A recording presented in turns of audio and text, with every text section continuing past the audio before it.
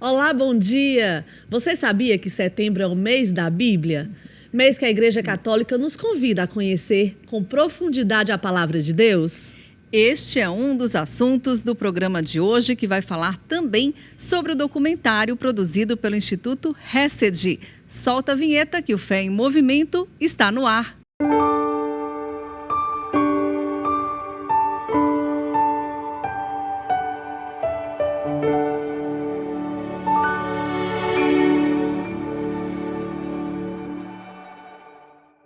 Em setembro, a Igreja Católica aqui no Brasil celebra o Mês da Bíblia, período em que se busca de maneira especial desenvolver o conhecimento da Palavra de Deus e a vivência na vida cotidiana. O mês de setembro foi escolhido porque no dia 30 é comemorado o dia de São Jerônimo, doutor da Igreja Católica. Ele foi o responsável pela primeira tradução da Bíblia para o latim. Para falar sobre este assunto, nós estamos recebendo aqui no estúdio o padre Edmilton Almeida, do Instituto Nova Jerusalém. Bom dia, padre. Muito obrigada pela sua presença. Bom dia, Karine. Bom dia, Milena. Uma alegria estar aqui partilhando sobre esse tema que tem tudo a ver com a gente, com a nossa missão e também como católicos, né? E essa já vai ser a nossa primeira pergunta, né? Vamos começar falando sobre a missão, sobre o carisma do Instituto Nova Jerusalém. Como é que ele tem a ver com a Bíblia, com o estudo bíblico? Bom dia. Bom dia. Tudo a ver, porque o nosso fundador, Padre Caetano, ele era um exegeta, um apaixonado pelas Sagradas Escrituras, e ele, antes de vir aqui para o Brasil, antes de fundar o Instituto Nova Jerusalém, ele já tinha esse amor, já vivia esse amor, já ensinava antes no mosteiro onde ele vivia, porque ele era monge cisterciense na Bélgica, passou 22 anos como monge cisterciense, e os seus superiores viram que ele tinha um amor todo especial pelas Sagradas Escrituras, então ele foi enviado para Roma, fez os seus estudos e voltou para o mosteiro na Bélgica para ensinar os demais monges. Bom, esse amor que ele tinha pelas Sagradas Escrituras também era um amor que ele tinha pela vida contemplativa, né? Então ele sentiu um movimento novo no seu coração, que Deus estava chamando para ele viver uma missão nova. Só que era uma missão fora dos muros do mosteiro de Orval, lá na Bélgica. Então ele veio para o Brasil, né, nesse impulso do Espírito Santo, para justamente também ensinar as Sagradas Escrituras para as pessoas mais simples, né? E muitas idas e vindas ele veio parar aqui em Fortaleza, né, especificamente no Pirambu, que era um bairro na época muito desassistido, né, tinha suas realidades críticas sociais.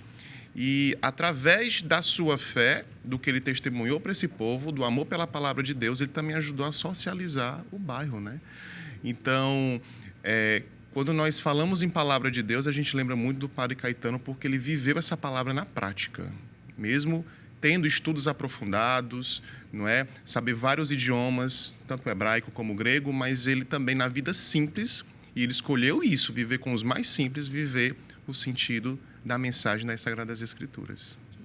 Padre, explica para quem está em casa, quem está nos acompanhando, o que significa o nome Bíblia, como ela está dividida, como que a gente deve ler a Bíblia de uma maneira mais correta? Como é que tem uma orientação para isso? Sim, sim. Bom, a Bíblia, cada um, em nossa casa nós temos uma Bíblia, né?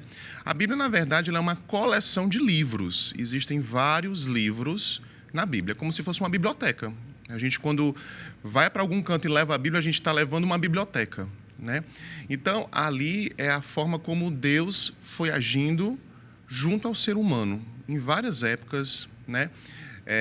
E o Deus que se revela para salvar o seu povo.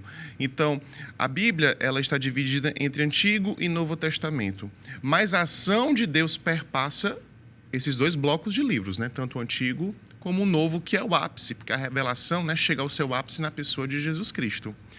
Então, é claro que ela foi escrita, né, inicialmente no Antigo Testamento no hebraico. E no Novo Testamento a gente vê o idioma grego.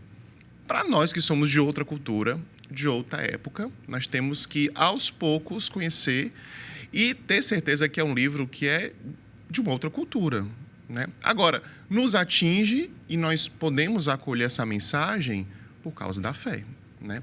Então, a palavra de Deus, ela se atualiza para todos, em qualquer cultura, né? Em qualquer país, em qualquer época. Então, aí vem a sua pergunta, né? Como é que nós devemos realmente conhecer a palavra de Deus? O nosso fundador, Padre Caetano, ele entende que a Bíblia é para ser lida, como ele dizia, né? Bem no cearense, de cabo a rabo. Então, você começa a ler do Gênesis, do capítulo 1, até o Apocalipse. Na ordem, então, o ideal. Isso, é uma leitura corrida, como ele explicou, né? Por quê? Porque nós precisamos nos familiarizar com as Sagradas Escrituras. Uma das intenções que ele trouxe como missão é livrar o povo brasileiro do analfabetismo bíblico. Porque nós não conhecemos, muitas vezes, né? O projeto global das Sagradas Escrituras. Muitas vezes a gente gosta de começar a leitura por um livro específico, um evangelho, uma carta de São Paulo. Principalmente do Novo Testamento, né? Pelo Novo Testamento. Exatamente. Só que o Novo Testamento, como eu falei, ele é o ápice da revelação de Deus na história, na pessoa de Jesus Cristo. Só que no Antigo Testamento, Deus se revelou. Sim. E Deus fez aliança com o seu povo. Sim. Então, é preciso perceber que nas origens Deus já estava lá. Ele foi criando, recriando, renovando, né? E a gente vê que nas Sagradas Escrituras o ser humano nunca foi fiel 100% a Deus. Fiel Sim. mesmo é só Deus. Então, para a gente entender todo esse processo de como Deus foi agindo na história, é preciso a gente ir nas origens. Essa salvação perpassa, é como um fio que vai passando durante toda a Bíblia, que tem a sua ligação, mas que a gente precisa ter um conhecimento global. Então, esse conhecimento global é preciso de uma leitura, uma primeira leitura corrida, sem você se apegar às notas de rodapés, Sim. às introduções, mas você vai logo no texto. Tem logo uma visão geral, né? Isso, porque aí você já vai ter essa familiaridade, né? Se você for logo querer desbravar um livro, querer estudar, esmiuçar inicialmente, né, é um mundo. Cada livro, né, como eu falei, é uma biblioteca que a gente leva, né? Sim. É um mundo, né? Então a gente tem aí a teologia bíblica durante muito tempo, né, que se aprofundou em vários temas da Bíblia.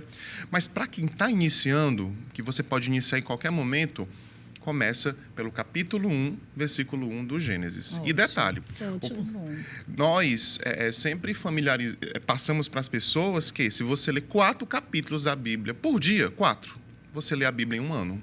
Isso, eu já ia dizer, a Nova Jerusalém, o Instituto Nova Jerusalém, né? Sim. Vocês têm lá um plano de leitura bíblica, não é isso? Isso. Como é que a gente pode acessar esse plano? É a leitura bíblica em um ano? Isso. É Como é você que ter a acontece? Bíblia. Você tendo a sua Bíblia em casa, pessoal que tem aquela Bíblia da estante, por favor, tire a Bíblia da estante, Vamos passe ler um a paninho Bíblia. dela, vamos fazer valer não é ter só essa enfeite, Bíblia. né? Não é um objeto decorativo, né, Isso. padre? Você tendo a Bíblia já é o início. Então, você começa lendo a sua leitura 4 capítulos por dia. E pronto. É isso. É ter esse isso. contato com as Sagradas Escrituras. Até porque nós, como cristãos, nós não só, tipo, na Santa Missa, quando nós estamos ali para celebrar, para participar. Por mais que a gente também esteja ali para comungar o corpo e sangue de Cristo, mas também nós acolhemos a palavra. Sim, É o pão da palavra, né? sim. Só que a Santa Missa é o ápice. A Santa Missa é o ápice.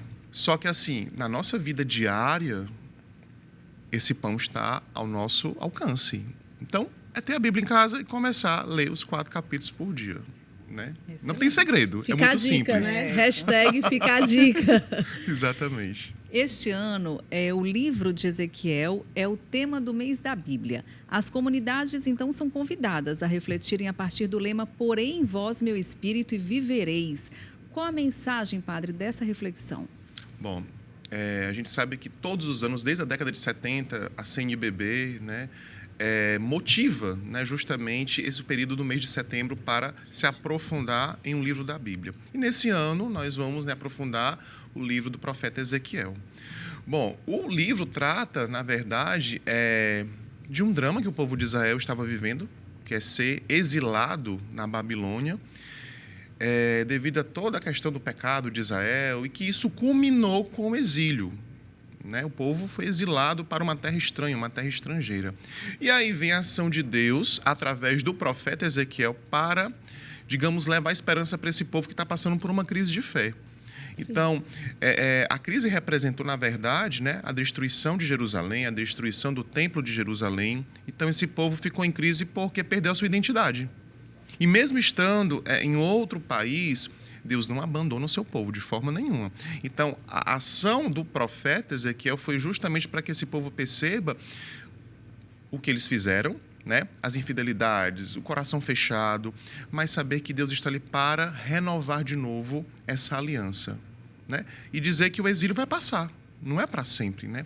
Agora, a ação do profeta quer que o coração do povo se abra para recomeçar de novo essa história de amor com Deus. E até porque também, padre, esse ano é o ano da oração, né? Sim. E aí a gente deve rezar no nosso dia a dia também com as Sagradas Escrituras, não é isso? Sim. E aí eu queria que você falasse um pouco para os nossos telespectadores, para a gente, sobre essa questão da Léxio Divina. Como é que, a partir da Escritura, da minha leitura diária das Sim. Sagradas Escrituras, eu faço a minha oração com Deus? Sim. A minha oração, né? Que é muito importante, né? Isso. Praticar, né? A padre? palavra de Deus, ela suscita em nós justamente essa relação com Deus, né? Ter essa intimidade com Ele. E a Léxio Divina foi um método de oração muito antigo. É praticamente nos primeiros séculos da era cristã, séculos 4, 5, que os monges nas suas comunidades, as primeiras comunidades, né, monásticas, elas desejavam ter a palavra como realmente o centro da sua vida, né? Ou seja, as heranças da comunidade apostólica. Então, viver isso na prática dessas comunidades. Mas no século XII, né, um monge chamado Guido foi que ele sistematizou justamente esse método, né, de você rezar a partir com a palavra de Deus, com as Sagradas Escrituras. E é muito simples também, né? Alguns documentos da Igreja, né, bem posteriormente, né, depois do Concílio Vaticano II, orientaram que você pegasse o Evangelho do dia. Né, porque é a palavra que é dada, a palavra que nos é proporcionada, né? Sim. A liturgia do dia. Sim. Né? Então, você pega aquele texto e, a partir de 4 métodos: a leitura, a meditação, a oração e a contemplação. O que é a leitura? É aquilo que a palavra diz. Só que você tem que preparar um ambiente, né? Você tem que estar num ambiente recolhido, colocar uma vela, uma iluminação meio na penumbra, né? E silêncio. É o seu momento de meditação, né? É o seu momento com Deus, é você e Ele. Então você lê aquela palavra calmamente, bem pausada, sem pressa. E vai ali, numa leitura, saboreando mesmo, né, o texto. Depois da leitura, você vai sentir um movimento interno de alguma palavra que chamou a atenção dessa primeira leitura. Então, já vai aí iniciar o que? A meditação. É o que a palavra diz para mim. Agora, uma relação que aquela palavra ali, alguma coisa me chamou a atenção. Que ela suscitou no meu coração, né? Isso. Porque ela fala para cada um especialmente, né? Exatamente. Então, se tem um texto, um versículo que me chamou a atenção, aquilo fica... E eu vou fazer aquele processo do boi e da vaca, que é ruminar. Eu vou deixar aquela palavra e aquele versículo ali criar raiz dentro de mim. E não tem pressa nisso. Deixa... Então, é a meditação. Sim. Né? Deixa a palavra lá agir, né? Essa palavra, nesse momento da meditação, vai gerar o que em mim? Oração. Eu vou começar a falar com Deus. Essa palavra vai, né, suscitar em mim um diálogo, um olhar para Deus interiormente, né? Você fala, vai falando, é uma experiência única. Quando você já não tiver mais palavras, porque a palavra da gente, né, quando estamos conversando com Deus, vai até um momento.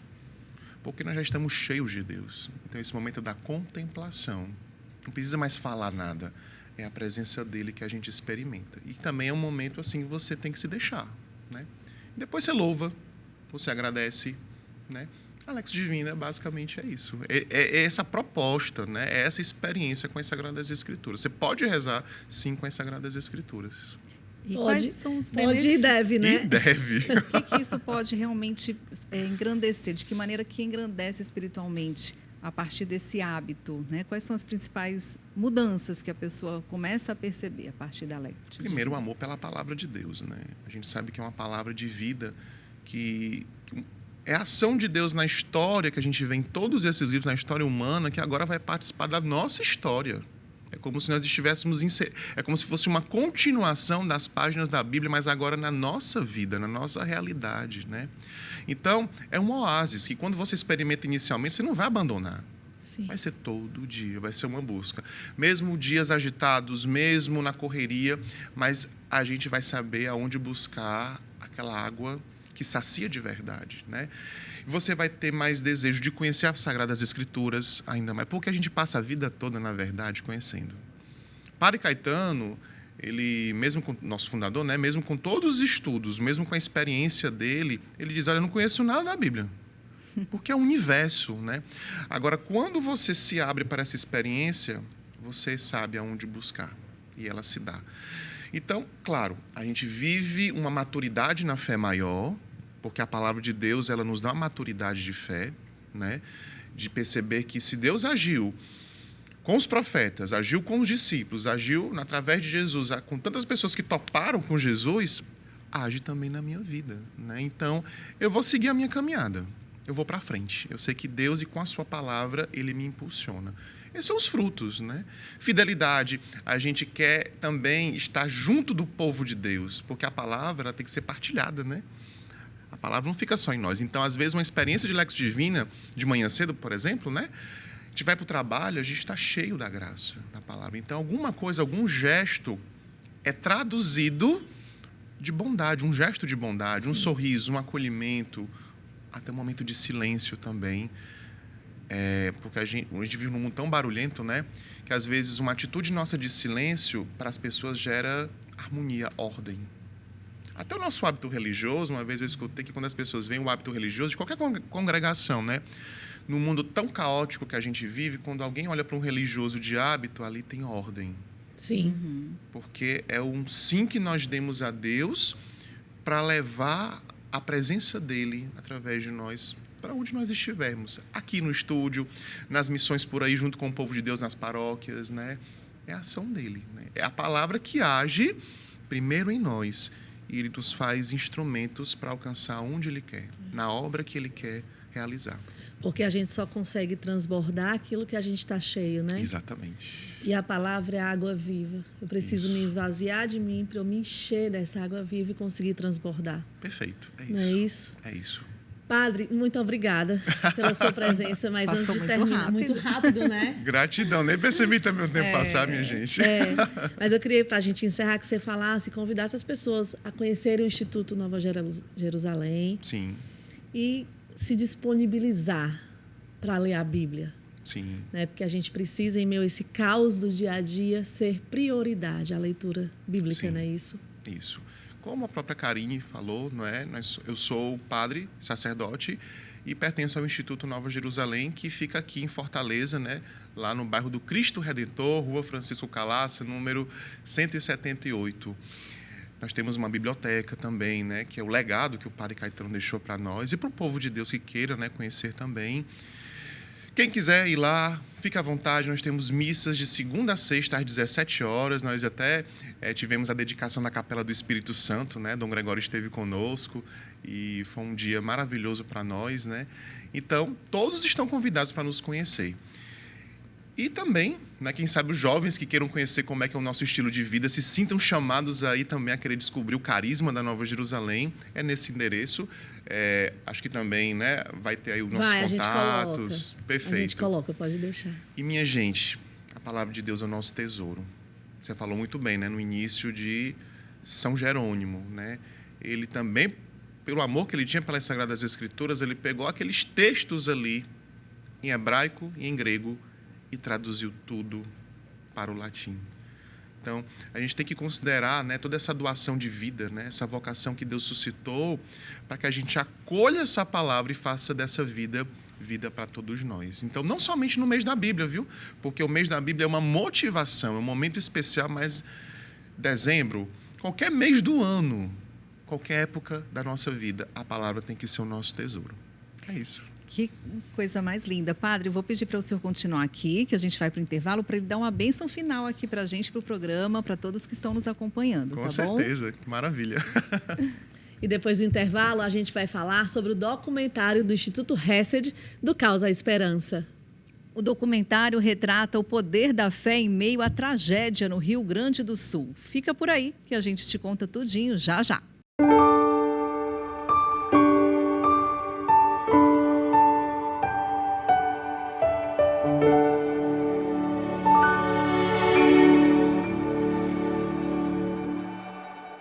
Apoio Cultural Júlia Dumont. Moda, festa e casual.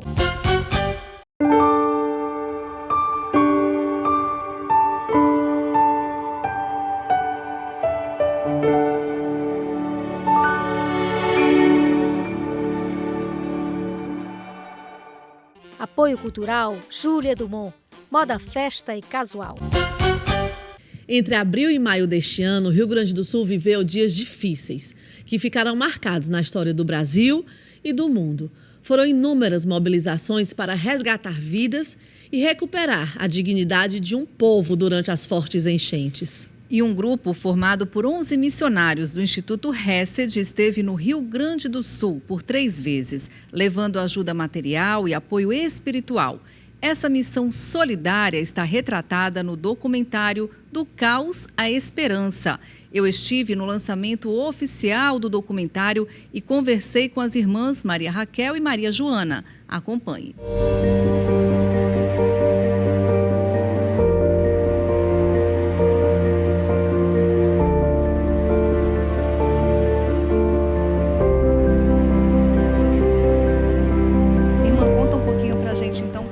Foi essa experiência, quando a senhora chegou lá e viu tudo aquilo, esteve lá presente, como foi estar lá e presenciar?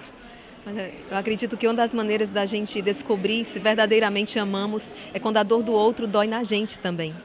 Então, ver tudo aquilo que estava acontecendo no estado do Rio Grande do Sul mexeu conosco, no sentido de que o que nós podemos fazer, ainda que seja tão pequenino, ainda que seja uma gota d'água no oceano, como diz Madre Teresa de Calcutá, Santa Teresa de Calcutá, mas nós podemos ofertar esta gota. Então, nos dirigimos até o estado do Rio Grande do Sul, num período onde as coisas estavam ainda muito instáveis. Ainda estava tendo deslizamento, as chuvas ainda estavam acontecendo, mas nós fomos porque aquele era um apelo do coração de Deus. E não fomos lá inicialmente para produzir um documentário. Nós fomos levar ajuda material, ajuda financeira, que o Exército de São Miguel, nós fizemos uma grande campanha, eles foram generosos, nós fomos repassar esta doação e fomos levar ajuda espiritual. Não é? Porque esse foi um grande desafio, enxergar para além da tragédia, enxergar para além das causas naturais. Não é? Há causas sobrenaturais também que levou isso a acontecer. Então, conversar com as pessoas, conversar com os sacerdotes, com as autoridades do lugar, isso foi muito importante. Agora, uma vez estando lá, a experiência foi tão grandiosa que não seria justo guardar essa experiência só para nós. Nós precisávamos contar essa história e de uma maneira diferente. Porque, claro, foi muito noticiado, a parte da tragédia em si. Mas o que a tragédia tem a nos ensinar? É possível recomeçar, não é? O que a tragédia esconde? É possível ver esse deserto florescer? Então, foi uma experiência muito forte e é isso que nós partilhamos nesse documentário Do Caos à Esperança. Um olhar diferenciado, eu acredito que esse olhar ainda não foi lançado. Então, é um olhar diferenciado que vai ajudar muito as pessoas a enxergarem com o olhar da fé aquilo que aconteceu no estado do Rio Grande do Sul e o quanto realmente a fé e a esperança nos fazem superar e recomeçar. Assim, o momento mais marcante para vocês lá, a receptividade das pessoas, o que vocês sentiram assim, né, de troca com a presença de vocês? O que mais marcou foi o encontro das pessoas com Nossa Senhora, porque nós fomos e levamos a imagem da Imaculada Conceição Aparecida. Impressionante que lá essa imagem ela foi objeto assim de muitos milagres da parte de Deus. Vou apenas citar um caso, a casa que foi toda destruída, tudo foi revirado, mas a imagem de Nossa Senhora Aparecida permaneceu intacta e permaneceu de pé naquele móvel. O móvel virou, ela não virou. E isso, sim, foram muitos testemunhos como esse. Então, o encontro das pessoas com Nossa Senhora, teve uma senhora que disse, sabe por que eu posso sorrir outra vez, irmã? Por quê? Porque eu sei que Nossa Senhora está comigo. Então, isso nos impactou muito. No meio daquele lamaçal, no meio daquelas águas, nós encontramos um povo que testemunhou Cristo ressuscitado. Isso nos marcou profundamente. Então, é como você falou, houve uma troca, de fato. Nos sentimos mais fortes, sabe? Nos sentimos mais fortalecidos e realmente tocamos essa mão de Deus que não nos abandona em nenhum momento, em nenhuma circunstância. Foi muito impactante essa experiência, de fato. Qual a principal mensagem do documentário Do Caos à Esperança? A esperança, né? Que é possível recomeçar, seja qual for a situação que hoje você está passando, seja qual for as ruínas em que a sua vida se encontra, ainda que você olhe e diga, como eu escutei muitas vezes, irmã, eu perdi tudo, mas eu não perdi a fé. Teve uma senhora que teve que sair às pressas de casa, ela disse, eu deixei tudo para trás, e tentou tirar algo de dentro assim, daquele casaco, quando eu pensei, ela tirou o terço. Disse, mas o terço de Nossa Senhora eu trouxe comigo. o meu texto está comigo. Então, na verdade, vamos dizer que elas perderam quase tudo. Elas guardaram o essencial, elas guardaram a fé. E essa foi uma das intenções que nos fez ir até lá. Nós queríamos que aquelas pessoas vissem o hábito. Nós queríamos que aquelas pessoas também, ao nos olharem ao ato de Nossa Senhora, lembrassem de um Deus que não abandona em nenhum momento. Então, a missão foi cumprida, tanto que nós fomos 3 vezes. Num espaço muito curto, nós estivemos 3 vezes no estado do Rio Grande do Sul e certamente estaremos lá outras vezes, porque eu acredito que a missão lá está apenas começando. Não terminou, deve continuar e toda ajuda ainda é importante, né, irmã? Toda ajuda é importante. Nós estivemos lá nas 3 fases da tragédia, né? Aquela fase em que a gente precisava dar comida, dar água, vestir as pessoas, dar um abrigo. Essa foi a primeira fase. Depois estivemos na segunda fase, quando as águas baixaram. E aí foi difícil encarar aquele cenário, porque o cenário mais trágico não foi o das águas, foi quando as águas baixaram. E as pessoas se depararam com o estado em que a sua casa ficou ou aquela casa foi arrastada e nem existe mais. Então, mas chegou um outro estágio que é o quê? Agora é reconstruir. É recomeçar. Então, as pessoas precisam da ajuda material. Então, na Quaresma de São Miguel, parte dos recursos que serão doados serão destinados para o estado do Rio Grande do Sul, para que eles possam reconstruir e recomeçar. Se você ainda não viu esse documentário, não deixe de assistir no YouTube do Instituto Hesed, Irmã Kelly Patrícia Oficial, Instituto Hesed, uma produção emocionante. Padre, muito obrigada pela sua presença aqui no nosso Fé em Movimento. Fica aí a dica, fica aí o convite para que as pessoas conheçam o Instituto Nova Jerusalém. E a gente queria que você desse uma bênção, né? Para o nosso programa, para a nossa equipe. Com certeza. Gratidão pela acolhida, por esse assunto tão agradável, né, que é a palavra de Deus. Então, vamos, né, pedir a bênção de Deus para todos nós. O Senhor esteja convosco. Ele está no meio de nós. Abençoe-vos o Deus Todo-Poderoso, Pai e Filho e Espírito Santo. Amém. Amém. Muito obrigada, Padre. Deus abençoe também Amém. seu trabalho, sua missão. Muito obrigada pela sua presença aqui no Fé em Movimento. Que sempre esse programa seja canal de Deus. Que Deus abençoe vocês, Karine e Amém, Milena. Amém, E amém. toda a equipe que está aqui também por trás, os câmeras, toda a TVC que a gente tem no coração, Muito né? obrigada. Amém, muito obrigada. Deus Amém. abençoe, viu? Amém, amém. E a gente fica por aqui. Acompanhe o nosso Fé em Movimento no Instagram, Fé em Movimento na TVC. A gente fica por aqui. Uma ótima semana para vocês e até o próximo programa. Até lá!